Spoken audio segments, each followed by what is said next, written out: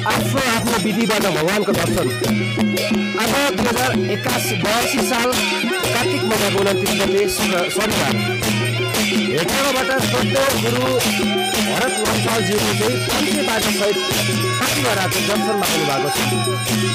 एकदम पञ्चेबाजा र उहाँहरूको लगभग 30-35 जनाको ग्रुप चाहिँ आज पाठीभरा देवीको मन्दिरको प्राङ्गण अगाडि आइसकेर भगवानको दर्शन गरिसकेपछि श्रद्धालु भक्तजनहरूको बिचमा पञ्चेबाजा सहित उहाँहरू रमाउँदै हुनुहुन्छ।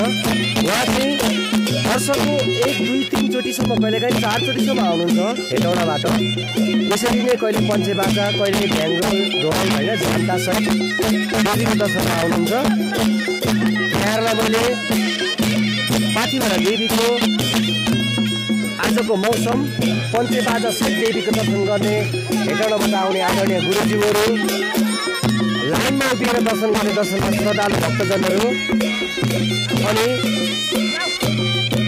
पर देखिएको सङ्खसभा जिल्लाको मकालु हिमाल अनि त्यसपछि नाच्दै गर्नुहुने हाम्रो आदरणीय दिदीहरू टाढाबाट हेर्नुहोस् न मौसमले साथ दिएर होला कस्तो राम्रो खुलेको छ आज मौसम पनि र दर्शनार्थी पनि धेरै भिड हुनुहुन्छ।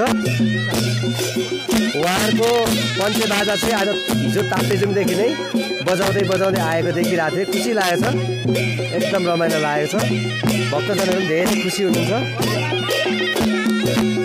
ल भगवान्ले हामी सबैको रक्षा गरौँ भन्दै 2082 सालको अन्तिम कार्तिक महिना 29 गते शनिबार पाठीभरा मन्दिरबाट पञ्चेबाजामा आउने श्रद्धालु भक्तजनहरू लाइनमा उभिने आफ्नो पूजामा उभिने पालोमा उभिने भक्तजनहरू र आजको मौसम चाहिँ पाठीहरू देख्ने हामी सबैलाई हाम्रो श्रद्धा भरत गुरुङ